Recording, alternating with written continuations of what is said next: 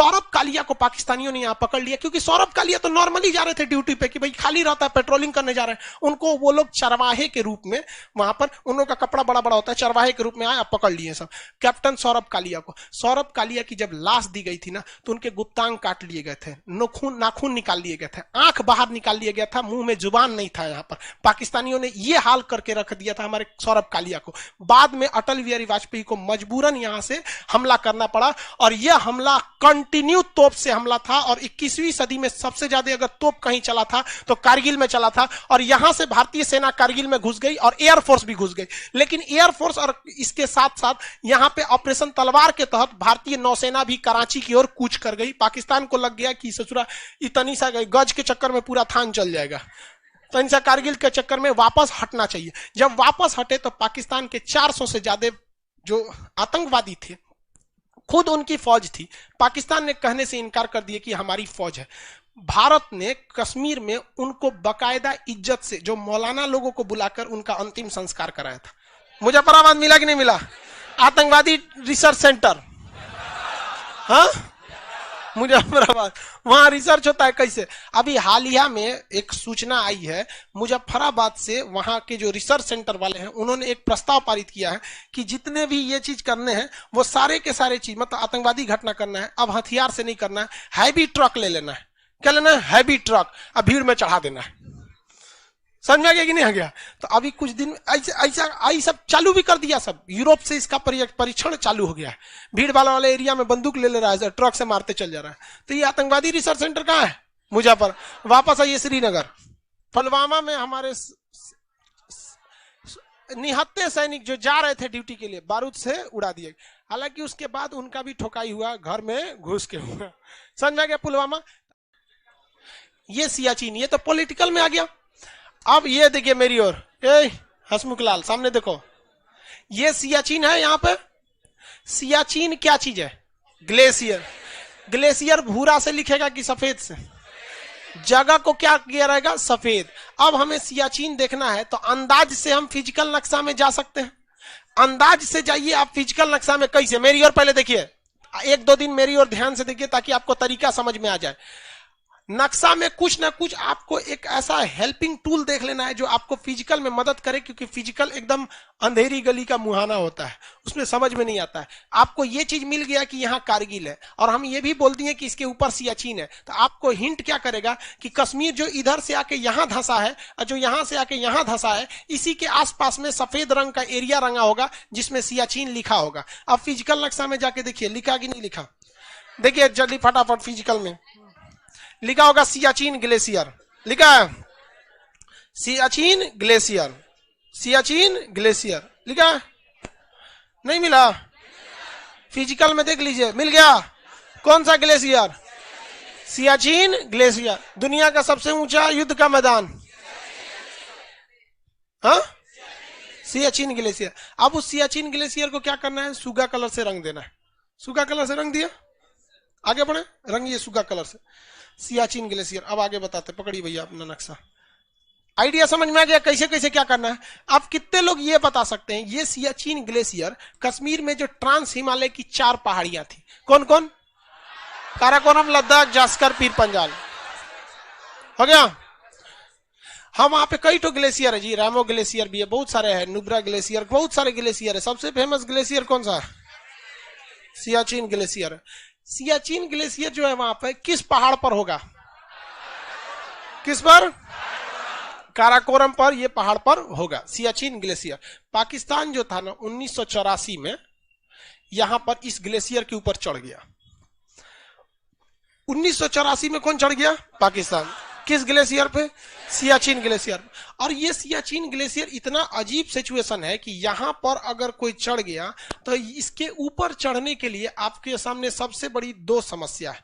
एक, मौसम इतना खराब रहता है कि हेलीकॉप्टर सिग्नल ट्रांसमीटर कुछ भी नहीं जा सकता है, पहली खराबी ये। दूसरी खराबी ये कि आप दौड़ के नहीं भाग सकते, ना उसमें छिप सकते हैं। आप सफेद कपड़े पहन के ये सोचिएगा कि हम छिप जाएंगे, लेकिन आपके पैरों के निशान बर्फ में पीछे बहुत देर तक बने रह जाते हैं, जिसको आप नहीं मिटा सकते हैं। बालू में मिटा सकते हैं पैर के निशान वहां पे। जब जीप वगैरह चलती है ना रेगिस्तान में, आर्मी चलती है, तो पिछवा एगो बोरा बांध देता है सर, गाड़ी चलेगी तो बोरवा से वो बलुआ को बराबर कर देगा। लेकिन बर्फ में कभी जाइएगा ना तो उसमें देखिएगा बर्फ पैर धंसता है ना तो बहुत दूर तक रह जाता, तो आप आराम से वहां पे निशान से पकड़ा सकते थे। पाकिस्तान ने और भारत ने समझौता किया था यहाँ हम दोनों में से किसी की फौज नहीं रहेगी, लेकिन पाकिस्तान ने यहाँ पर अपनी फौजियों को चढ़ा दिया। अब हम लोग यहाँ क्यों नहीं चढ़ा पाए थे? क्योंकि हमारे पास इतनी ठंड को सहने के लिए कपड़े नहीं थे। अब हमारे पास ये कपड़े नहीं थे, इसलिए हम जो नॉर्मल हमारी फौजी स्वेटर जैकेट वगैरह पहनते हैं वो -55 डिग्री टेम्परेचर को नहीं झेल सकते थे। भाई -55 डिग्री समझते हैं? सियाचिन में जिन फौजियों की ड्यूटी लगती है वहां पर 30 सीटी लगाइएगा तो आलू गलता है। वहां अंडा जो होता है ना, अंडा कैसे उतारा जाता है? जिस तरह ट्रक से गिट्टी उतारा जाता है, ईंटा फेंक दिया जाता है ना ट्रक से, गिट्टी उट्टी फूटता है नहीं। अंडा हथौड़ी से मारेंगे तो नहीं फूटेगा। टमाटर अंडा कुछ भी वहां टेंशन नहीं है, थूकिएगा ना तो चोट लगेगा, किसी के ऊपर थूकिएगा ना तो चोट लगेगा उसको जम तो उसको इतना भयानक ठंड पड़ती है। इस ठंड को सहने के लिए हमारे पास कपड़े नहीं थे। इस ठंड को सहने के लिए कपड़े जो थे वो नॉर्वे के पास थे। नॉर्वे के पास ये कपड़े इसलिए थे कि नॉर्वे में हमेशा इतना ठंड पड़ते रहता है, तो वो लोग हैबिचुअल हैं इस ठंड को झेलने के लिए, इसलिए उनके पास ऐसे कपड़े अवेलेबल हैं। तो भारतीय सेना ये दिमाग लगा ली कि हमको यहां से पाकिस्तानियों को खदेड़ के भगाना है, कारगिल को, ये सियाचिन को क्या करना है, हमको खाली कराना है। इसके लिए भारतीय सेना कहां गई? नॉर्वे के पास गई। तो नॉर्वे ने बताया कि हमारी जो फौज है हम आपको ये कपड़े दे सकते हैं। ट्रायल करके दिखाया, ठंडा मतलब अपना रूम बनाया रहता है जिसमें मतलब -55 डिग्री, वहां हमेशा ठंडे रहता है वहां पे, तो वहां पे ठंड नहीं लग रहा था। कपड़े भी हल्के थे, सफेद रंग के थे, बर्फ में छुपने में आसानी रहता। तो भाई हम कदमों के निशान से बाद में मरेंगे, लेकिन पहले ठंडे से मर जाएंगे तो दिक्कत ना हो जाएगा। तो उसने कहा ठीक है हम आपको कपड़े दे देंगे, लेकिन हम ये कपड़े 2 साल बाद प्रोवाइड करा पाएंगे। तो नॉर्वे ने पूछा कि ऐसा क्या कर, कहा कि हम बहुत ज्यादा ऑर्डर ले चुके हैं, अभी हमारे पास ऑर्डर मतलब उतना नहीं है। तो भारतीय सेना ने पूछा कि कौन ऑर्डर दिया है? तो कह रहा पाकिस्तान। भारतीय सेना का दिमाग खराब हो गया भाई कि अगर हम 2 साल वेट करते हैं तो उसके पास पूरे कपड़े क्या हो जाएंगे, आ जाएंगे। इसलिए भारतीय सेना ने क्या किया, डिसाइड किया कि भाई कपड़ा बाद में आएगा, ये स्वेटर उटर पहन के चला जाए, देसी स्वेटर फौज वाला चितका बरा। तो भारतीय सेना ने ऑपरेशन मेघदूत चलाया और ऑपरेशन राजीव, ये 2 ऑपरेशन चला के भारतीय सेना कहां पहुंची? सियाचिन पहुंची। सियाचिन में जब भारतीय सेना पहुंची, पहली जवान में 30 सैनिक जेट, इसमें आगे लीड कर रहे थे ये लोग। तो पाकिस्तानियों को इस बात का बिलीव ही नहीं था कि बिना नॉर्वे के कपड़े के कोई यहां तक आ भी सकता है, इसलिए वो टेंशन फ्री थे लोग। उनको लग रहा है कौन आ सकता है। जब हाल है भाई, यमराज का कोई कपड़ा नहीं होता, कबो चलाता है। यहाँ भारतीय सेना क्या हो गई थी? चढ़ गई थी। इसमें भारतीय सेना चढ़कर टेंट लगा दी। टेंट लगाने के बाद भारतीय सेना आराम करी थी अंदर। बाहर एक चंचल पांडे नाम का सिपाही था, वो ड्यूटी कर रहा था। तब तक पाकिस्तानियों की नजर पड़ गई, क्योंकि उनको हलचल दिख गया। कहीं ना कहीं मान के चले जहां कोई नहीं है वहां एक फौज आई जाएगी तो कुछ ना कुछ हलचल रह ही जाएगा। पाकिस्तानियों ने डिसाइड कर लिया कि हम क्या करेंगे, गोली चलाएंगे। मतलब उधर से उन लोग ना हैवी मशीन गन से फायरिंग चालू कर दिया। और यहाँ हमारी सेना की ड्यूटी कर रहे थे चंचल पांडे, उनकी एक गोली लग गई, लेकिन गोली लगने के बावजूद उन्होंने गोली चलाना नहीं रोका। धड़ धड़ धड़ गोली मारते रह गए। वहां 2-4 पाकिस्तानी भी मर गए। इन दोनों की गोलीबारी सुनकर भारतीय सेना जो अंदर थी वो जग गई। अब भारतीय सेना जग गई तो आने वाले 22 मिनट में, केवल 22 मिनट में पाकिस्तान की पूरी पलटन वहां साफ कर दिया गया। केवल 22 मिनट।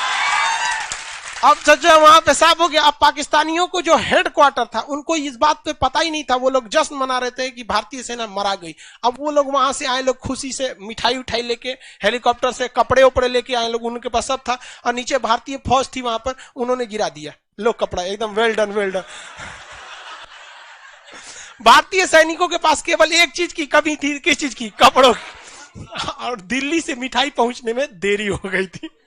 अब आज भी वहां पे बहुत से ऐसे फौजी हैं जो उन्हीं कपड़ों को पहनते हैं। इसलिए नहीं कि हमारे पास कपड़े पहनने की या कपड़े खरीदने की औकात नहीं है। आज हम वो कपड़े भारत में भी बना लेते हैं, लेकिन इस बात का संकेत है कि बेटा ये तुम्हारा ही कपड़ा है। तो हम लोग ने ऑपरेशन राजीव और ऑपरेशन मेघदूत चलाकर किसे वापस ले लिया? सियाचिन को। उसके बाद पाकिस्तानियों का हिम्मत नहीं हुआ। बाद में पाकिस्तान नॉर्वे फोन किया कि सुनिए ना, ऑर्डर कैंसिल कर दीजिए। पूछ रहा काहे लिए? तो कुछ जरले पे नमक छिड़कता है, काहे लिए? कैंसिल मने कैंसिल, समझ रहा है ना? उसका पहन के हम सावलिया बनेंगे बारात में। वहां सियाचिन है, ये नहीं है, गायब हो गया। यहाँ पे लाहौर में घूमेंगे, ये सियाचिन ये। तो भारत को वो ऑर्डर बहुत पहले ही मिल गए, क्योंकि वहां से कैंसिल किया भारत ने वहां पे, तो वो काम में मिल गए, भारत में ऑलरेडी मिल गए। और सियाचिन ग्लेशियर में समझ में आ गया कि नहीं आ गया? कोई दिक्कत? ये कौन है बकलोल? इतना तेज क्या बोलती हूँ, यहां तक आवाज सुनाई देता है। हम कंफ्यूज हो जाते हैं, लाइव सेंटर वाला तो नहीं है। अब मास्क में इतना तेज बोलती है, तो भोपू लगा देगी सब। धीमा बोला कीजिए, लो यहां तक आवाज नहीं आया, हम कंफ्यूज हो जाते हैं कि बोल कोई डाउट पूछ रहा है कौन चीज, तो पता चलता है अपने में बतिया रही से नाश्ता की।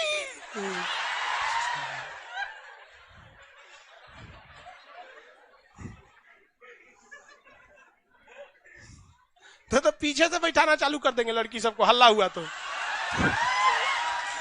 ये कितना खुश है सब पीछे वाला रे। हल्ला नहीं किया करो, समझाते हैं, हमको लगता है कोई डाउट पूछ रहा है। सियाचिन ग्लेशियर का बात समझ में आ गया। अब सियाचिन के नीचे कौन सा जगह है? कारगिल। सियाचिन के नीचे कारगिल। कारगिल जो जगह, यहाँ पे बहुत भीषण युद्ध हुआ था। कारगिल के पास द्रास, बटाली, कई सेक्टर से पाकिस्तानी क्या हो गए थे, घुस गए थे। हमने वही सेम गलती कर दिया था कारगिल में, जो कहां किए थे, सियाचिन में किए थे। सियाचिन दुनिया का सबसे ऊंचा ठंडा युद्ध का मैदान है। 2 ऑपरेशन याद रखेंगे, राजीव और उसके जस्ट नीचे कौन सा जगह, कारगिल। कारगिल में भी यही हुआ। कारगिल में हुआ कि हमने भी कहा था कि भाई तुम पाकिस्तान, तुम भी पीछे हटो, हम भी पीछे हट जाते हैं। लेकिन देखिए पाकिस्तान की एक समस्या समझिए, हम लोग पाकिस्तान को कभी नहीं समझा सकते, क्योंकि पाकिस्तान की पॉलिटिक्स, वहां 3 तरह का शासन चलता है। वहां सबसे ज्यादा पावरफुल है सेना। सबसे ज्यादा पावरफुल कौन है? सेना। वो फौज सबसे ज्यादा पावरफुल है। वहां प्रधानमंत्री से ज्यादा पावर रखती है, क्योंकि तख्ता पलट वहां हमेशा होते रहता है। दूसरे नंबर पे आते हैं लोग राजनीतिक लोग, इमरान खान वगैरह वगैरह, पॉलिटिक्स। तीसरे नंबर पे आ जाते हैं लुंगी पहनने वाले मौलाना लोग वहां पर। इनको लगता है कि ये पैगंबर है, खत्म कर दो, पूरे पाकिस्तान में इस्लाम होना चाहिए, इस्लाम का झंडा फहराएगा। अरे यार तुम क्या कर रहे हैं यहाँ पर? दूसरे लोग को जीने का अधिकार नहीं है, इस्लाम होना चाहिए, इस्लाम का झंडा फहराएगा। अरे यार तुम क्या कर रहे हैं यहाँ पर? दूसरे लोग को जीने का अधिकार नहीं है क्या वहां पर? अगर दुनिया में, अगर म्यांमार में बौद्ध लोग मुसलमानों को कचर के ठोक दिया, तो पाकिस्तान में लोगों को मिर्चा लग गया, क्यों मार रहे हो? वहां मंदिर तोड़ दिया, बौद्धों को भगा दिया, सिखों को मार के भगा दिया, तो तुमको क्या अच्छा लग रहा था? मतलब अजीब हाल है। हमारे लिए पूरी दुनिया सेकुलर रहना चाहिए और हम अपनी यहाँ के दूसरे को काट दे। भारत में कभी इस तरह का नहीं होगा। यहाँ पे देखिए, कहीं पे भी जाएंगे ना, तो जो माइनॉरिटी होती है, जो इनकी संख्या कम होती है, उन्हें नॉर्मली थोड़ा भी तकलीफ होता है ना, तो उन्हें इस बात को लगने लगता है नहीं हम कम है इसलिए हमरा सता रहा है। देखिए ये एक मेंटेलिटी हो जाती है यहाँ पर। आप कुछ नहीं करेंगे तो आपको हिंदुस्तान में कोई कुछ नहीं करेगा, ये हिंदुस्तान का रूल है। लेकिन पाकिस्तान में 3 तरह का शासन होता है। अब पाकिस्तान को आर्मी, देखिए रही बात आर्मी की, फौज, अगर फौज लड़ेगी नहीं तो फौज का कोई धीरे धीरे उसका वैल्यू घटने लगता है। आप सीधा सा एग्जांपल देखिए, जिस समय पुलवामा में अटैक हुआ था और जिस समय भारत ने सर्जिकल स्ट्राइक, एयर स्ट्राइक किया था, उस समय पूरे देश में भारतीय सेना का जो मनोबल था एकदम 7वें आसमान पर था या नहीं था? लेकिन अभी युद्ध हो रहा है नहीं। लेकिन इसलिए अभी ऐसा नहीं है कि हमारी फौज के प्रति इज्जत घट गई है, वही है। लेकिन एक होता है कि फौज को आदमी नॉर्मली देखने लगता है कि हमारी फौज है। लेकिन आज अगर चाइना से लड़ाई हो जाए, जैसे जून में देखिए गलवान घाटी में जब हमारे सीओ साहब शहीद हुए थे, उस समय हम लॉकडाउन में थे, घर पे था आदमी, तो हम लोग क्या कर सकता है? लोग ज्यादा से ज्यादा हम लोग अपनी सेना के लिए खड़े ही आवाज ही उठा सकते। तो ये पाकिस्तान चाहती है कि वहां पर फौज का दबदबा बना रहे, इसलिए पाकिस्तान की फौज जानबूझ के मारधार कराती है। चाहे वो कारगिल की लड़ाई की जानकारी खुद पाकिस्तान के प्रधानमंत्री रहे उस समय नवाज शरीफ को नहीं था। उस सब ससुरा नवाज शरीफ को कारगिल के मैदान में घुमाने लेके चला आया था, मरवाने के फुल प्लान में। तो पाकिस्तान में इवन नरेंद्र मोदी का आप इंटरव्यू देखिएगा तो उन्होंने भी अपने इंटरव्यू में साफ बोला है कि हमारी पहली कोशिश थी कि पाकिस्तान से संबंध को अच्छा रखा जाए, इसलिए ही मैंने शपथ ग्रहण समारोह में इमरान खान को बुलाया था। और उनके यहाँ उनकी बेटी की करने का शादी था ना, नवाज शरीफ की, उस समय नवाज शरीफ थे, तो उनकी बेटी की शादी थी, तो उसमें अचानक जहाज लेके पहुंच गए वहां पे। नवाज शरीफ बाद में मतलब अंदर अंदर घुसिया रहे थे कि इनका इला बिना का जरूरत था, दूल्हा से ज्यादा तेरे इज्जत करना पड़ रहा है। भाई रियल बात है भाई, प्रधानमंत्री, भी भारत का प्रधानमंत्री पाकिस्तान में है ना, तो वहां के सिक्योरिटी वालों का दिल धक धक धक धक करता हूं कि भाई इधर से खरोच भी आ गया तो उधर से कौन हथियार मारेगा, सब कोई ठीक नहीं। अरे सीधी बात है कि हथियार और फौज तो बाद में आएगी, अगर हमारे प्रधानमंत्री को पाकिस्तान में कुछ भी हो जाता है ना, तो आपको लगता है कि भारत का कोई बच्चा अपने घर में रहेगा? बाघा बॉर्डर पार सब चलो हिल जाएगा सब उस साल। तो वहां पहुंचे तो उन्होंने भी कहा था कि हम अपने राजनीतिक कैरियर में पाकिस्तान को आज तक समझ ही नहीं पाए कि हम बात किससे करें। अगर हम राजनीतिक से बात करते हैं वहां के प्रधानमंत्री से, तो कहते हैं कि ठीक है हम आतंकवाद को नहीं छोड़ेंगे, मतलब आतंकवाद के खिलाफ कार्य करेंगे, और उन्हीं की फौज जो है कारगिल में घुसपैठ करा देती है। अगर इन दोनों को मनाओ तो उधर कोई कर देता है गजवाए हिंद। गजवाए हिंद, हम लोग यहाँ चूड़ी पहन के बैठे हैं, तू गजवाए हिंद आके करो और मारो, हम लोग पिटाएंगे, हाँ पाकिस्तान गजवाए। अरे तू गजवाए हिंद का सपना छोड़ दे, वरना बहुत जल्दी पूरा पाकिस्तान भगवाए हिंद हो जाएगा। समझ में आएगा कि नहीं भाई? शेर अगर सोया है ना तो उसको कोचना नहीं चाहिए, क्योंकि अगर वो बिखिया के उठेगा ना तो फिर तो चौपट कर देगा। तो ये हो जाता है किसके साथ? पाकिस्तान के साथ। यही कंडीशन कहां हो गया? कारगिल में। कारगिल में घुसा तो वहां पर केवल और केवल ये पूरा का पूरा चाल उस समय के सेना प्रमुख रहे जनरल परवेज मुशर्रफ का था। जनरल परवेज मुशर्रफ ने अपने प्रधानमंत्री नवाज शरीफ का तख्ता पलट कर दिया, जिस तरह म्यांमार में थे, और गद्दी को हथिया लिया। यहां भारतीय सेना ने के जो पेट्रोलिंग कमांडर थे सौरभ कालिया, उनको पकड़ लिया पाकिस्तानियों ने, क्योंकि ये एरिया तो खाली रहता था, उसे भी खाली करना था, हमें भी खाली करना था। सौरभ कालिया को पाकिस्तानियों ने यहां पकड़ लिया, क्योंकि सौरभ कालिया तो नॉर्मली जा रहे थे ड्यूटी पे कि भाई खाली रहता है, पेट्रोलिंग करने जा रहे हैं। उनको वो लोग चरवाहे के रूप में, वहां पर उन लोगों का कपड़ा बड़ा बड़ा होता है, चरवाहे के रूप में आया, पकड़ लिए सब कैप्टन सौरभ कालिया को। सौरभ कालिया की जब लाश दी गई थी ना, तो उनके गुप्तांग काट लिए गए थे, नाखून निकाल लिए गए थे, आंख बाहर निकाल लिया गया था, मुंह में जुबान नहीं था। यहाँ पर पाकिस्तानियों ने ये हाल करके रख दिया था हमारे सौरभ कालिया को। बाद में अटल बिहारी वाजपेयी को मजबूरन यहां से हमला करना पड़ा, और यह हमला कंटिन्यू तोप से हमला था, और 21वीं सदी में सबसे ज्यादा अगर तोप कहीं चला था तो कारगिल में चला था। और यहां से भारतीय सेना कारगिल में घुस गई और एयरफोर्स भी घुस गई। लेकिन एयरफोर्स और इसके साथ साथ यहां पे ऑपरेशन तलवार के तहत भारतीय नौसेना भी कराची की ओर कूच कर गई। पाकिस्तान को लग गया कि ससुरा इतनी सा गज के चक्कर में पूरा थान चल जाएगा, तो इनसे कारगिल के चक्कर में वापस हटना चाहिए। जब वापस हटे तो पाकिस्तान के 400 से ज्यादा जो आतंकवादी थे, खुद उनकी फौज थी, पाकिस्तान ने कहने से इनकार कर दिया कि हमारी फौज है। भारत ने कश्मीर में उनको बकायदा इज्जत से जो मौलाना लोगों को बुलाकर उनका अंतिम संस्कार कराया था। जब उनकी फौज उनको लेने से इनकार कर दी थी, उन्हें हम लोगों ने अंतिम संस्कार किया था, जो एक रीति रिवाज के साथ होती है, एक फौजी को जिस तरह से दफनाना चाहिए। लेकिन उन हरामियों ने हमारे सौरभ कालिया की लाश को इस तरह से दिया। खैर कोई बात नहीं, सतयुग से कलयुग तक में भी राक्षस और इंसान में अंतर होता है। हम लोग की संस्कृति इसीलिए है कि हम दुश्मनी में भी शराफत को रखते हैं। यहाँ ये हमें बना के भी रखना चाहिए, क्योंकि जब लंका भी विजय हुई थी ना, तो लक्ष्मण जी रावण के पैताने बैठे थे, जबकि उसी से लड़ाई हो रही थी, मेन कमांडर वही था। तो ये हम लोग का कौन सा हो गया भाई? कारगिल। तो कारगिल के लिए याद रखिएगा, एयरफोर्स ने कौन किया? ऑपरेशन सफेद सागर, और ये थल सेना ने विजय, और नौसेना इधर से क्या हो गई? तलवार के तहत कहां घुस गई? कराची तक घुस गई थी। तो दो जगह आपको याद हो जाएंगे। अब जगह देख लेंगे। अब इसके इधर देखेंगे श्रीनगर, जगह देखिए श्रीनगर, नक्शा में, पॉलिटिकल नक्शा में देखिए श्रीनगर, कारगिल के बगल में होगा श्रीनगर, जम्मू वाले में हो गया होगा। मिल गया श्रीनगर? नहीं मिला। कारगिल के श्रीनगर स्थापना किसने किया? देखिए नया वाला नक्शा, देखिए नया वाला, जिसमें जम्मू कश्मीर अलग है। देखिए यहां पर देखिए जम्मू कश्मीर का जो एरिया होगा ना, वहां पर होगा श्रीनगर, बड़ा से अक्षर में लिखा होगा श्रीनगर। मिल गया श्रीनगर। श्रीनगर और जम्मू कश्मीर, श्रीनगर और कारगिल के बीच में आप देखेंगे अमरनाथ, अमरनाथ की गुफा। ये कारगिल, ये श्रीनगर, बीच में कौन जगह है? अमरनाथ। बीच वाला जगह अमरनाथ। ये तो सबको पता है भैया, धार्मिक जगह अमरनाथ। लेकिन अमरनाथ के पास देखिए एक झंडा बनाया होगा, बनाया कि नहीं? ये हाँ झंडा बनाया है। किस कलर का? ब्लू कलर का। किस कलर का? ब्लू कलर का। उसके बगल में देखेंगे लिखा एक श्रीनगर के पास डची ग्राम होगा, डची ग्राम, गुलमर्ग, वहां भी झंडे होंगे, लाल रंग के होंगे। पकड़िए, देखिए ध्यान से मेरी ओर देखिए। दुनिया में कहीं पे भी ना दो तरह के टूरिस्ट प्लेस ज्यादा देखने को मिलते हैं। एक ऐसा टूरिस्ट प्लेस जहां लोग केवल घूमने जाते, जैसे ताजमहल हो गया, उसको धर्म से कोई मतलब नहीं है। लाल किला धार्मिक चीज नहीं है, धार्मिक नहीं ना है वहां पे। और कुछ ऐसे टूरिस्ट प्लेस है जो धार्मिक के लिए प्रसिद्ध है, जैसे अमरनाथ, वैष्णो देवी, निजामुद्दीन औलिया, ख्वाजा मोइनुद्दीन चिश्ती, या स्वर्ण मंदिर, रथ मंदिर, कैथेड्रल चर्च, ये एक धार्मिक स्थल होते हैं। तो ये दो तरह के आपके झंडे इस नक्शा में देखने को मिलेंगे जब जब पढ़िएगा। अगर कोई टूरिस्ट प्लेस है और वह टूरिस्ट प्लेस किसे, जैसे हाँ अयोध्या टूरिस्ट प्लेस है, वहां पे अयोध्या राम मंदिर अयोध्या, तो जब भी धार्मिक टूरिस्ट प्लेस रहेगा तो वहां झंडा ब्लू कलर का रहेगा।